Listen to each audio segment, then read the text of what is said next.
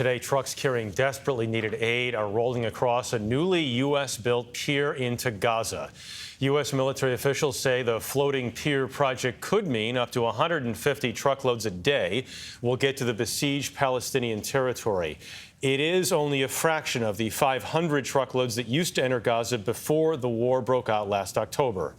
Imtiaz Tayyab has more from Israel. Good morning. Well, Israeli tanks and warplanes are continuing to bombard parts of the southern Gaza city of Rafah as the Biden administration takes major steps to dramatically increase the amount of aid getting into the besieged Palestinian territory. These are the first truckloads of desperately needed supplies that have begun to enter Gaza from the U.S.-built floating pier.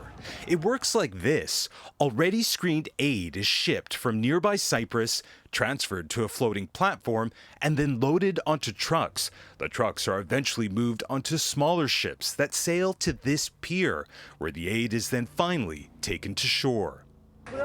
This major intervention by President Biden was triggered by Israel's decision to sharply restrict food, water, and medical equipment from reaching the people of Gaza. Delivery has been further complicated by the actions of extremist Israeli settlers, who earlier this week set fire to these trucks carrying goods destined for Gaza. In all, 15 trucks were damaged, causing around $2 million in losses. The Israeli soldiers just stood there and watched the settlers as they carried out this attack, said Wassim Al-Jabr, a local official.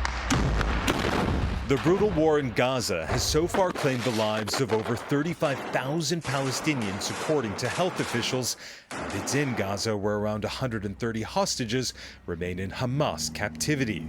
Overnight, the Israeli military announced the remains of three of them, Shani Luke, Amit Bouskila, and Itzhak Galarenter, were recovered, but did not specify where in Gaza they were found.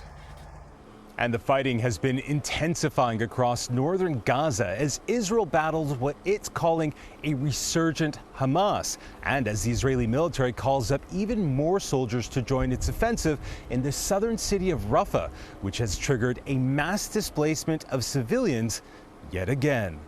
Nancy. Imtiaz Tayyab, thank you.